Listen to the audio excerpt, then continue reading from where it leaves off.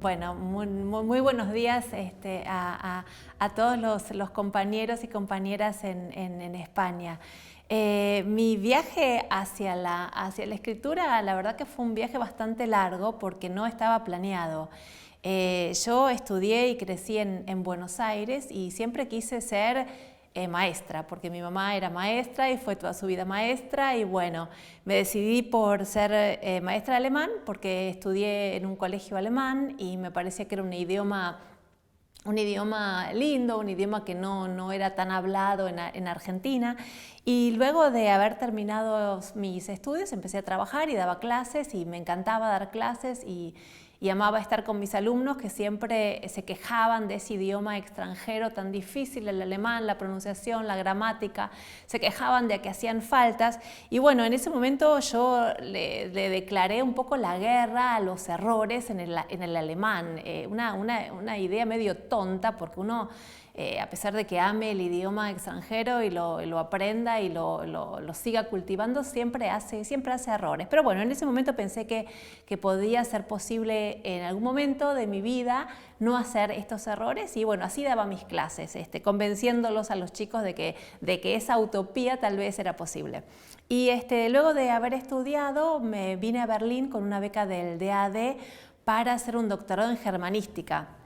En realidad también la meta de ese viaje y de ese doctorado en germanística era menos la germanística, sino que más que todo ese amor por el idioma extranjero. Me gustaba cómo sonaba, me encantaba la gramática tan complicada. Y bueno, empecé a trabajar de distintas cosas luego de haber terminado el doctorado con un pasaporte argentino. Fue bastante difícil poder quedarme en Berlín y bueno, empecé a dar clases de literatura en español, clases de idioma español en la universidad. También trabajé un poco en el mundo del arte y en un momento dado de mi vida las dos cosas, mis dos pies dejaron de andar. Me quedé sin trabajo.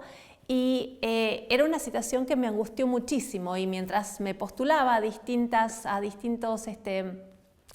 alternativas tenía mucho tiempo y paseaba mucho en Berlín con mi bicicleta, y una tarde me llamó la atención un cartel escrito en alemán, por supuesto en Berlín. Estaba frente a un taller de modistas. Y el cartel me llamó la atención porque tenía una falta, un error, y fue un error muy bonito. Fue la primera vez que un error me pareció que podía ser bonito y encerraba toda una poética. Seguramente José, si cuento ahora en alemán lo que ponía a ese cartel, va a entender a lo que me refiero. Ese cartel estaba en dos renglones. En el renglón de arriba ponía Änderung von Damen, y abajo ponía Kinder- und Herrenbekleidung. Y en Änderung von Damen le faltaba el guioncito. Es difícil traducirlo al español de forma tan concisa. Sería algo así como arreglo de mujeres, en vez de poner arreglo de ropa de mujeres. O sea, la falta de ese guión llevaba a esa transformación semántica tan importante.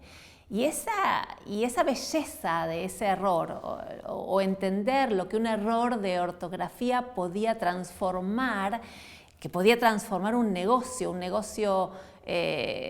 común y corriente, podía ser transformado en un negocio en donde ocurriera dentro cosas fantásticas, y teniendo tanto tiempo llevó a que volviera con mi bicicleta hacia mi casa y empezar a escribir una historia corta que terminó con el transcurso del tiempo convirtiéndose en novela.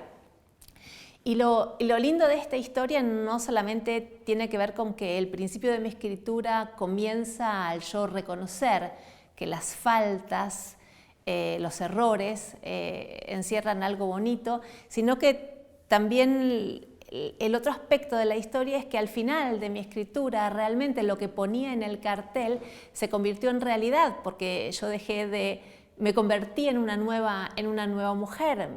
Al finalizar el proceso fui escritora, o sea que eso de que yo siempre creo en las palabras, creo mucho en el idioma, me gusta lo que hago.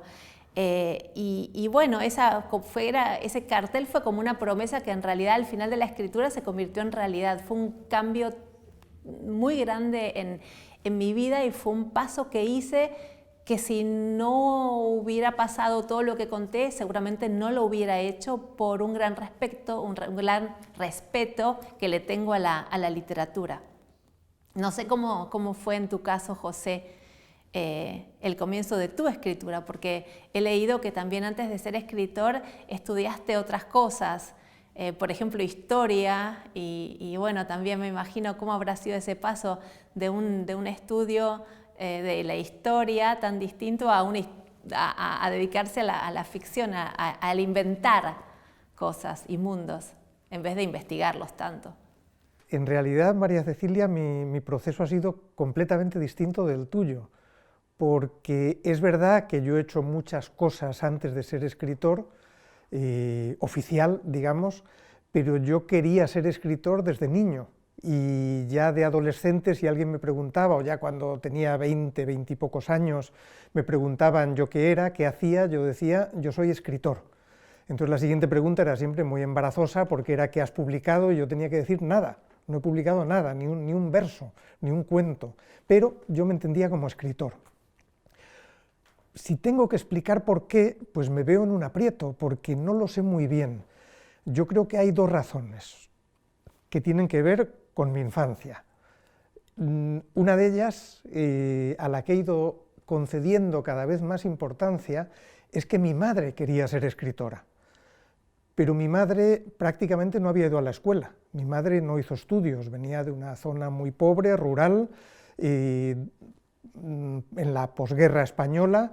Solo pudo ir ya cuando era relativamente mayor, un par de años, a la escuela, aprender a leer y a escribir, pero ella siempre quiso escribir, y de hecho lo hace todavía. Ahora me ha contado que estaba escribiendo una novela. Entonces yo creo que hice lo que hacen muchos hijos, que es satisfacer los deseos de los padres y a la vez frustrarlos. Yo me hice escritor. De niño empecé a escribir poemas, cuentos, etc. Entonces con eso, digamos, satisfacía ese deseo de mi madre, de que si no lo era ella, al menos que lo fuese yo, y al mismo tiempo lo frustraba porque escribía cosas que a mi madre le horrorizaban. Todo lo que yo escribía era siniestro, brutal, obsceno, en fin, todo aquello que mi madre nunca habría querido escribir. Pero, bueno, pues escribía y me hice escritor con el paso del tiempo. Esa sería una razón, esa razón biográfica que tiene que ver con la familia de la que vengo, en ese sentido de los deseos explícitos de la familia, pero luego yo creo que había otra razón, que tiene que ver con eso que también existe en todas las familias, más o menos, más intenso o menos, que son los silencios, lo que en una familia no se dice. Yo era un niño muy miedoso, fui un adolescente muy miedoso, no sé como adulto cómo definirme, pero siempre he vivido con la sensación de que la vida que nos rodea es una apariencia, y por debajo hay toda una serie de cosas que suceden, cosas ocultas, secretos, misterios, amenazas. Y yo creo que con la literatura lo que intentaba era acceder a ese otro mundo que me inquietaba, que yo sabía que estaba ahí. Luego fui descubriendo toda una serie de secretos familiares que me llevan hoy a interpretar que eso era lo que buscaba, y que luego no he tenido necesidad de contarlos en su mayoría, pero que me han llevado a interesarme por eso que no contamos normalmente, por eso que ni siquiera miramos normalmente. Yo creo que buena parte de mi literatura tiene que ver con la búsqueda de lo oscuro, con la búsqueda de esos rincones en los que en general no queremos entrar. Entonces a mí me parece que esas son las dos razones de mi literatura o de mi deseo de escribir. Y tiene mucho que ver con qué escribo. Como digo, en general son historias, novelas, cuentos que buscan, que ahondan en lo oscuro, pero claro, eso también me lleva a preguntarme lo siguiente. Yo vivía en España, viví en España hasta los 24 años, y a los 24 años me fui a vivir a Alemania, Seguí escribiendo en español, de hecho nunca he escrito de verdad en alemán, he escrito un cuento, he escrito poemas, pero el alemán, como los idiomas que hablo, los aprendí muy tarde, y seguía escribiendo entonces en mi lengua. Pero claro, lo que me pregunto es, ¿habría escrito lo mismo si no me hubiese ido de España? ¿O habría cambiado, habría sido mi literatura, no voy a decir completamente distinta, porque mis inquietudes más profundas quizás serían las mismas, pero habría sido distinta y de qué manera? La verdad es que es una pregunta a la que no se puede responder porque, bueno, pues porque no está esa otra parte, ¿no? ¿Qué habría escrito si nunca me hubiese mudado, si nunca me hubiese ido al extranjero, si no hubiese empezado a vivir en otros idiomas y a relacionarme en otros idiomas? No sé qué escritor habría sido, como yo creo que no podremos saberlo, pero también me pregunto, María Cecilia, si tú piensas que el hecho de haberte transferido a Berlín cambió de una manera radical lo que habrías escrito, aunque me da también un poco la impresión, por lo que dices, de que ni siquiera sabes si habrías sido escritora, de no haberte encontrado con ese cartel tan curioso que mencionabas. Sí, es linda la pregunta que formulás. Yo tampoco estoy segura, pero pienso que si me hubiera quedado en Argentina, si me hubiera quedado en Buenos Aires, hubiera seguido un poco esa historia.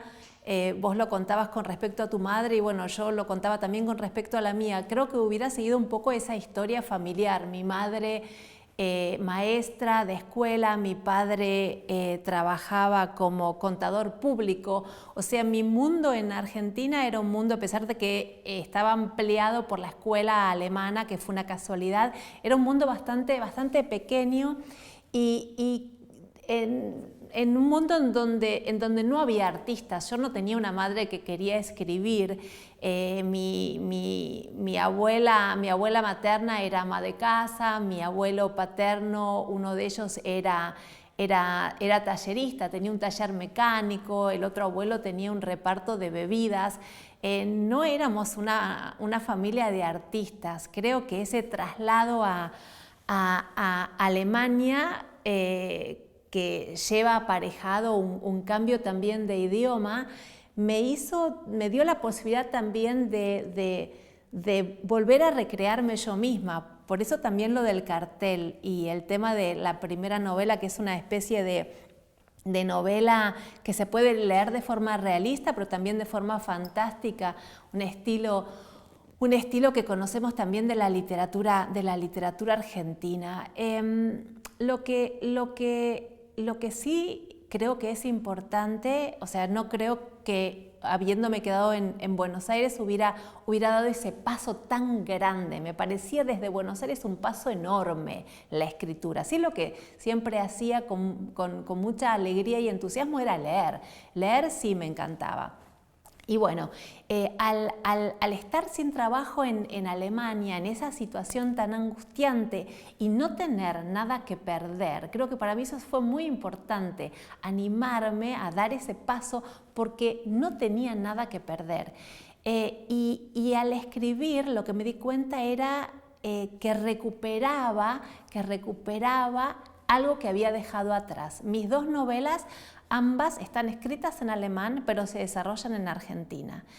Y mi ficción tiene que ver con recuperar un territorio que en general es el territorio de mi niñez, porque ahí los sentimientos son muy intensos, ¿sí? Es recuperar ese territorio llamado de alguna forma Argentina, mirándolo desde una perspectiva totalmente distinta, que tiene que ver no solo con que yo escribo desde Alemania, sino que escribo, que me acerco a ese lugar llamado Argentina mediante un idioma que no es el mío. El alemán, ese idioma que yo amo, me permite revivir ciertos momentos, recuperar ciertos momentos y mirarlos desde una perspectiva totalmente distinta. Seguramente como traductor, que también lo sos, José, vas a entender cuando yo te digo que siento que escribiendo en alemán acerca de personajes que son, digo yo, argentinos, les puedo regalar a estos personajes argentinos experiencias que en el idioma castellano no les serían imposibles, pero sería más difícil que las tuviera. Por ejemplo, siempre me llama la atención que hay en alemán un par de palabras que sería muy difícil, creo, traducirlas al español, porque creo que lo que nos falta es la experiencia de esas que transmiten esas palabras. Por ejemplo, se me ocurre, que seguramente vos que leí que viviste mucho tiempo en Bonn, te acordarás que los alemanes se saludan cuando termina la tarde o cuando terminan de trabajar y se van a las casas o están en el supermercado haciendo las compras y terminan de hacerlas luego de pagar y se van a las casas, desean a la persona con la cual están hablando einen schönen Feierabend, que es una traducción mala, sería como desearle a alguien que festeje la noche. Y yo digo, bueno, en Argentina no tenemos ese saludo porque no disfrutamos, no festejamos la noche. Lo que hacemos es, después de trabajar, vamos a nuestras casas, cenamos, nos vamos a dormir y al día siguiente otra vez a trabajar. Entonces, ese es uno de los ejemplos que se me ocurren. O hablando del mundillo literario, tenemos acá en Alemania una palabra que se dice Literaturbetrieb, que sería algo así como todo lo que hace al mundillo literario. Es como ver al mundillo literario como una fábrica que nos permite acceder a becas, a premios, a un montón de cosas que por lo menos en Latinoamérica sí las hay, creo que no las hay de la forma tal que inventar una palabra para decir es como una fábrica de literatura. Entonces, a lo que voy es que escribiendo desde otra lengua puedo regalarles a mis personajes palabras y experiencias que a ellos les costaría tal vez muchísimo más adquirirlas si es que yo estuviera escribiendo en español, una cosa que no sé, que creo que hasta ahora no me animé. No sé cómo lo ves vos, y vos también dijiste que estuviste viviendo en distintos lugares siempre, pero tu idioma siempre fue el español. ¿Podrías imaginarte cambiar también de lengua y consideras que también el cambio de lengua sería también la posibilidad de cambiar experiencias o adquirir experiencias que uno en la propia lengua tal vez no se anima tan fácilmente a hacer? Sí, es muy curioso, me está encantando conversar contigo porque me doy cuenta de lo diferentes que pueden ser las experiencias de escribir y lo diferentes que pueden ser los caminos hacia la literatura. Yo, cuando escribo desde Alemania, que lo hago en español, estoy aprendiendo alemán, porque yo no sabía prácticamente alemán en aquella época, lo que estoy haciendo es intentar algo imposible, que es cortar con mi pasado. Yo no siento ninguna nostalgia por mi país y no siento ninguna nostalgia por la niñez. Cuando escribo no estoy intentando recuperar nada, sino todo lo contrario, crear un mundo absolutamente distinto del mío. Bueno, no voy a explicar por qué no sentía nostalgia de mi niñez, me resulta casi más fácil explicar por qué no quería tener nada que ver con España. Yo aborrecía España. Dicho así suena muy brutal, pero es así. Yo soy un niño del franquismo. Yo crecí bajo una dictadura, en un país que para mí olía cerrado, con una religiosidad oprimente, en el que había lo peor de la política y lo peor de la religión. Cuando yo me voy a Alemania, para mí es una liberación. De hecho, yo me fui a Alemania como me podría haber ido a muchos otros sitios. Yo lo que quería era irme, en un sentido físico, en un sentido psicológico, político, emocional, experimentar otras formas completamente distintas de vida. Entonces, a mí me habría encantado escribir en alemán, pero no sabía suficiente alemán como para hacerlo, porque eso sí que habría sido ya una ruptura más. Pero vivía en el alemán y vivía en Alemania intentando hacer como si viviese en otro mundo. De hecho, prácticamente no iba a España, prácticamente no tenía contacto con españoles de España, y en Alemania evitaba como a la peste a los españoles que vivían allí, procuraba que no se notase que yo era español. Lo vieron a una auténtica traición a mis orígenes, a mi cultura, a todo lo que me había definido hasta entonces. ¿Qué me unía, quisiese yo o no, con mi país? La lengua. Yo escribía en español, como digo, eso sí, mis temas prácticamente no tocaban España. Eran temas, hoy diría, muy cosmopolitas, mis protagonistas eran viajeros, siempre andaban viviendo en otro sitio, y, luego me di cuenta también con el paso del tiempo, era gente que huía de algo, era gente que intentaba inventarse una nueva vida, a veces mintiéndose a sí mismos o mintiendo a los otros, pero de alguna manera reflejaban eso que yo pretendía hacer.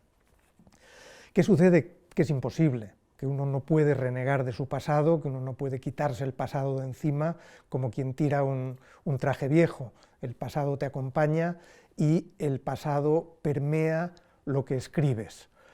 De todas maneras, para lo que sí me servía mucho vivir en alemán era para repensar mi propio idioma. Y en ese sentido, lo que contabas, María Cecilia, esas diferencias en el idioma, eran muy interesantes, porque cuando yo estaba escribiendo en español, a veces me salía lo que quería decir en alemán. Pero claro, no tenía el equivalente. Los ejemplos que tú has dado son muy buenos. Hay muchas expresiones que no tienen un equivalente directo. Y eso me llevaba a repensar mucho más mi propio idioma y también a preguntarme ¿cómo demonios digo esto? ¿Cómo digo esto en mi idioma, en el español, pero que no suene a traducido? ¿Cómo me puedo inventar mi propio lenguaje? Y eso creo que también es muy curioso. En algún momento alguien, creo que un crítico, dijo de mi literatura, José Ovejero es un escritor que escribe en español y que no es español.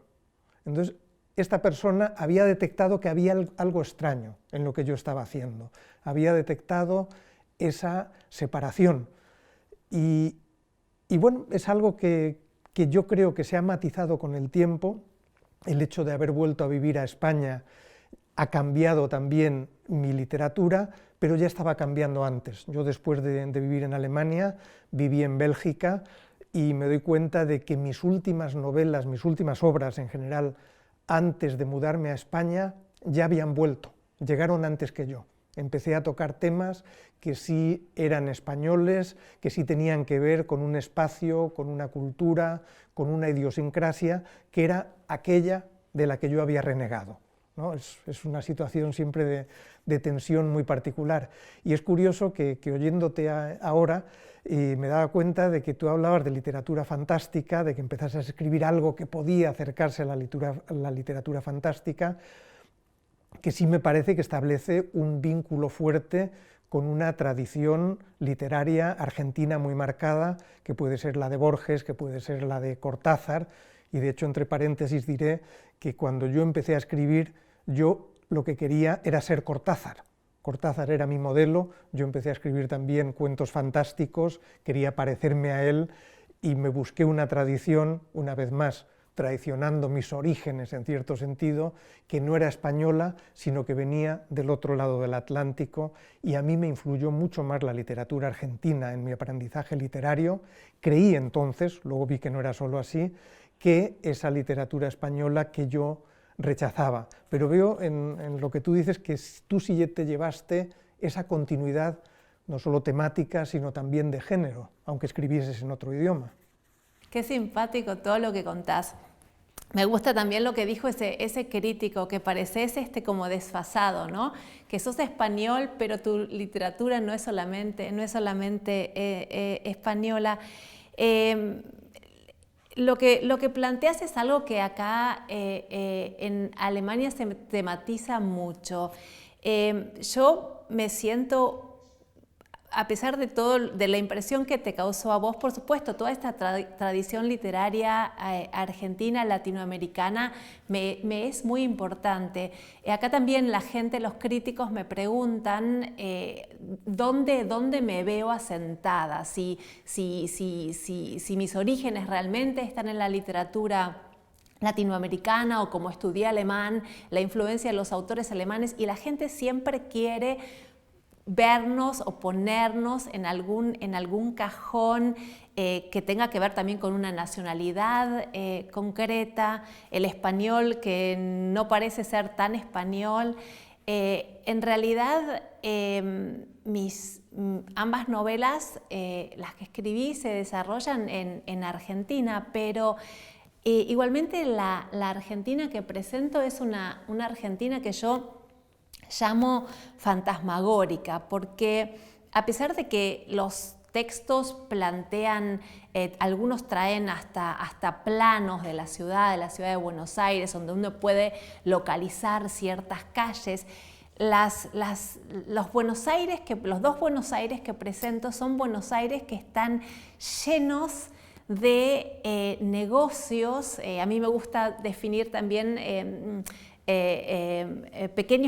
describir pequeños microcosmos. En la primera novela, ese taller de arreglos de ropa de mujeres; en la segunda hay un taller de mecánico, hay una peluquería, hay una escuela de monjas. Bueno, me gusta entrar en esos microcosmos, y todos esos microcosmos están llenos de ideas que no vienen de la Argentina. Presento a una Argentina que en realidad es una Argentina que yo llamo fantasmagórica, porque sobre ese plano de Buenos Aires se sobreponen otros planos, que puede ser, yo estuve viviendo un año en Roma, o sea, hay mucho de Roma en mi segunda novela. Tiene que ver con el barroco, tiene que ver con el catolicismo.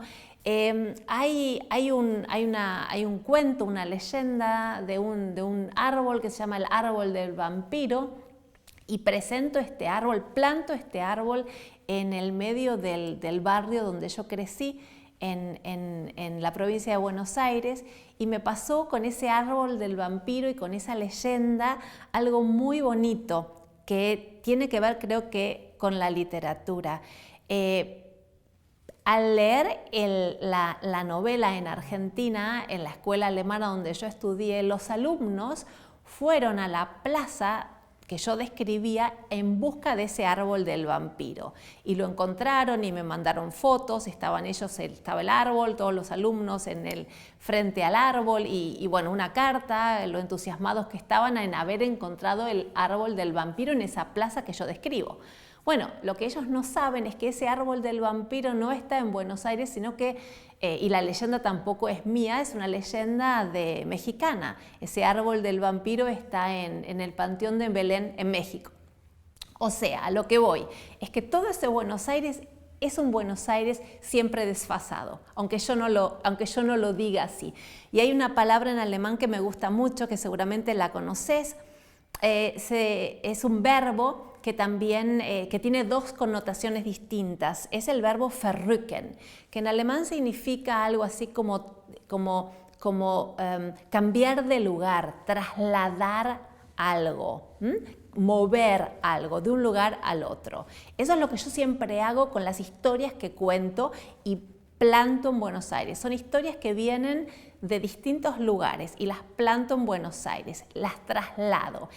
Lo lindo de este verbo verrücken en alemán es que también verrückt significa trasladado, pero significa también enloquecido, loco, ¿sí? Entonces a veces digo, bueno, estoy sentada en Berlín, pero ¿dónde estoy? Con mi cabeza estoy en 10.000 lugares distintos, no solamente en el Buenos Aires de mi niñez, que como vos también dijiste sobre tu niñez, la mía también fue conflictiva. Yo nací en el 72, la dictadura militar en Argentina empieza en el 76, o sea que yo crecí en un ambiente también muy duro, de muchos silencios, otro de los temas que tocaste hoy tan importantes. Y bueno, todo este sobreponer experiencias, sobreponer silencios, sobreponer historias oídas y contadas, lleva a mí me lleva a encontrar en la literatura un lugar en donde me siento a gusto, pero ese lugar que yo llamo Argentina fantasmagórica es un lugar que consta de un montón de lugares y experiencias que tienen que ver con otros países, con otras lenguas, y creo que ese es un poco el lugar en donde yo me siento a gusto. Esa es un poco la utopía para tocar el tema del festival. Creo que la literatura es un poco ese lugar utópico en donde me gusta vivir un tiempo largo, tan largo como necesite yo para leer un libro. Y otra de las cosas que vos dijiste que es muy importante, vos hablaste de sentimientos muy fuertes con respecto a un rechazo hacia España, y creo que también en ese plano que parecemos contradecirnos, en realidad decimos exactamente lo mismo. Creo que esa intensidad como motor de escritura es como el principio de los libros. Pueden nacer de una melancolía muy grande, de un querer volver y mirar las cosas de una perspectiva distinta, o pueden hacer un libro de un gran rechazo. Julio Cortázar, él contaba que sus historias fantásticas salen de un gran rechazo que él tiene hacia ciertas cosas, y qué maravilloso que son los libros que luego él hace. Claro, la relación que tenemos con otras lenguas no es solo esa parte de la que hemos hablado hasta ahora, de haber vivido en otros lugares, con otros idiomas, en el caso de María Cecilia también de haber escrito en otros idiomas, sino también la tenemos, digamos, como sujetos pasivos, es la de que nuestros libros son traducidos a otros idiomas, que es siempre una relación complicada, porque hay una voz aquí detrás que te dice continuamente no se puede transponer lo que tú dices exactamente a otro idioma. El traductor, la traductora tienen que realizar un trabajo creativo, y por otro lado esa otra voz que quiere que controles lo que se está haciendo con ese texto que es tuyo, que tanto te ha costado, que tanto te importa. La parte de la imposibilidad yo la tengo muy presente. Bueno, han traducido libros míos a varios idiomas. Uno de los más complicados es el alemán, por la distancia del español. Cuando me traducen al italiano, bueno, pues también he encontrado cosas que no me convencen. Ahora tengo un traductor magnífico al italiano que ha traducido mis últimos libros, y me doy el lujo de ni siquiera controlarlos. Leo unas páginas por ver cómo fluye en italiano, pero nada más. Pero hay una cercanía que yo creo que en cierto sentido dificulta las cosas, pero en otro las facilita. Con alemán, a menudo, lo mismo que hay esas palabras alemanas que no podemos transponer al español, pues sucede lo contrario. Por ejemplo, mi novela Añoranza del héroe plantea un montón de problemas, porque es una novela en la que hay español que se hablaba en los años 30, hay español contemporáneo, hay español que se habla en Cuba, es decir, era un infierno para la pobre traductora. Pero el problema empezaba ya con el título, Añoranza del héroe. En español eso puede significar dos cosas, que es el héroe el que añora algo, o que alguien añora al héroe. Entonces es Die Sehnsucht des Helden, o es el héroe, el añorado, Die Sehnsucht nach dem Helden. Bueno, eso no se podía salvar. Pero además el editor me dijo, es que la palabra Held, la palabra héroe, en alemán tiene unas connotaciones que no me gustan. Vamos a cambiar el título, a ver qué te parece. Y ahora la novela se titula Erzähl mir noch einmal von Havana, es decir, háblame otra vez o cuéntame otra vez de La Habana. Entonces, eso ya supone un pequeño sacrificio, ¿no? Porque claro, yo le había dado 1000 vueltas al título, quería ese doble significado, porque la historia tiene que ver con un tipo que lucha en la guerra civil, que lucha en la Revolución Cubana y siempre siente la nostalgia de la vida que habría podido tener con una mujer, con una hija, si la historia no lo hubiese llevado y zarandeado de un lado a otro, y por otro lado tiene que ver con la historia de su nieto, que busca las huellas de ese héroe, de ese antepasado heroico, para colmar unos deseos que no puede colmar de otra manera, ¿no? Y bueno, como adueñándose, digamos, del heroísmo del antepasado, para volver un poco más interesante la propia vida. Bueno, pues eso se pierde, y además no hay manera de no perderlo, o por lo menos a mí no se me ocurrió, porque yo intenté echar una mano, pero no se me ocurrió nada mejor. Entonces, a mí lo mejor que me puede suceder es que me traduzcan a un idioma que no hablo, que no entiendo. Me encantó cuando me tradujeron al serbocroata, porque ahí no hay ninguna tentación de que esa otra voz intente controlar lo que están haciendo con mi texto. Eso me hace absolutamente feliz, me han traducido, llego a otro público, en otro idioma, pero en ningún momento me voy a frustrar. Es verdad que también a veces cuando te traducen a otro idioma que entiendes, también te llevas alegrías. De pronto descubres que el traductor o la traductora han hecho una auténtica maravilla con un pasaje que tú no veías cómo se iba a poder traducir a otro idioma. Entonces yo creo que siempre hay esa relación de ambivalencia con la traducción de tus propias obras. No sé si es también tu caso, María Cecilia. Sí, yo comparto lo que contabas de que lo más lindo que a uno le puede pasar es no entender el otro idioma, porque uno puede relajarse. A mí me pasa exactamente lo mismo. Nada me hace más feliz como no entender el otro idioma. Y ahora con mi segunda novela tuve una experiencia que hasta ahora no había tenido, y era que fue traducida al español, todavía no salió. Y bueno, yo estaba con mucha expectativa, porque yo no escribo en español justamente por no acercarme tanto a ese Buenos Aires que yo igualmente desdibujo. Me gusta siempre el otro acercamiento, el acercamiento con el idioma alemán, que yo trabajo muchísimo porque me posibilita, creo que a diferencia de mi propio idioma, jugar mucho con el lenguaje. No es que no se pueda jugar con el lenguaje en español, por supuesto que se puede, solo que a mí me sale mejor, me parece mucho más liviano jugar desde el otro idioma.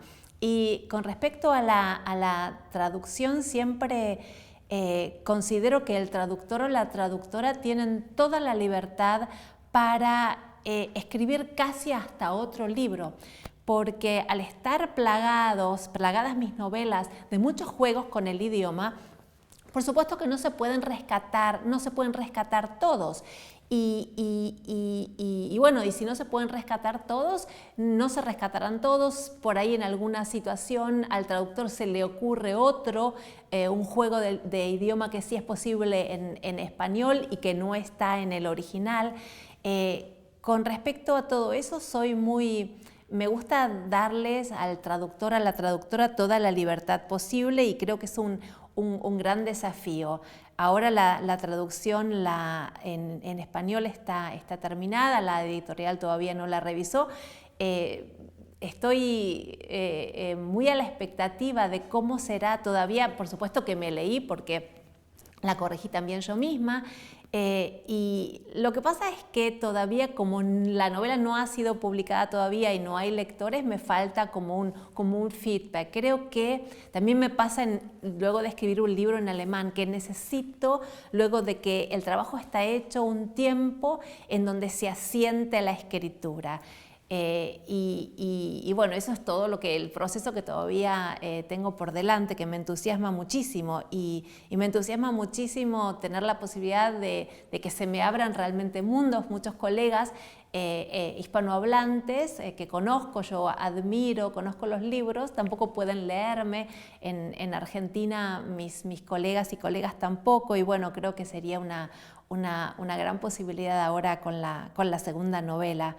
Me entusiasma eso de poder abrir las puertas y las ventanas de mi propio mundillo literario, que no solamente me conozcan los alemanes y las alemanas, sino que mis colegas hispanohablantes.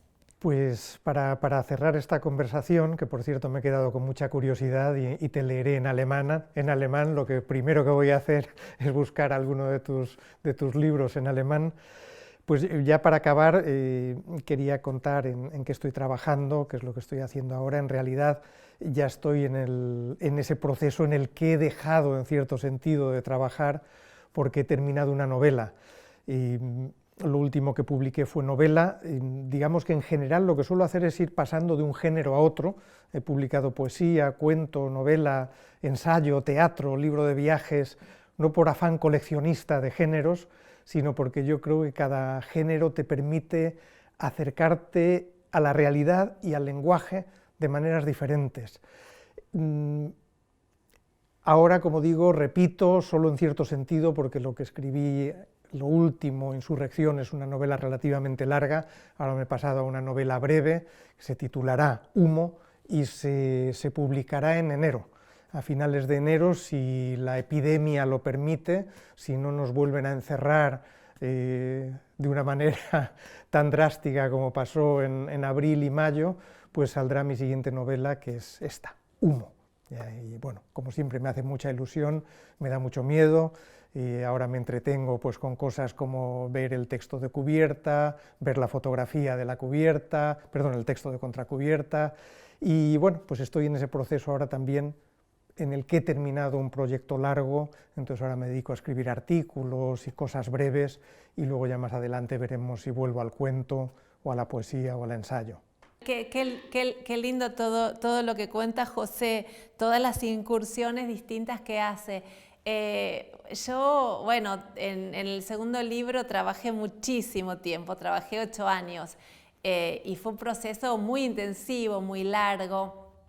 Luego corregí junto con el traductor Ariel Magnus la traducción de la segunda novela, y también quedé muy contenta y quedé cansada. Así que lo que estoy haciendo ahora son textos cortos. Acabo de escribir un texto que me pidieron por encargo, eso también existe, acerca de la libertad. Era el gran tema, la libertad.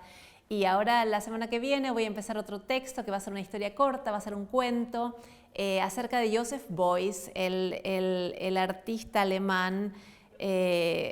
Va a haber ahora prontito una exposición muy grande sobre Joseph Beuys, y tuve la suerte de que me preguntaran si no quería escribir lo que quisiera, incluso hasta podía ser un poema. Yo lamentablemente poemas no escribo.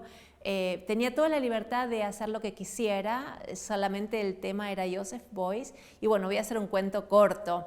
Y estas cositas, estos cuentos, estos textos cortos son lindos. Antes de empezar lo que va a ser mi próximo libro, que va a ser, eso ya lo sé, va a ser una novela.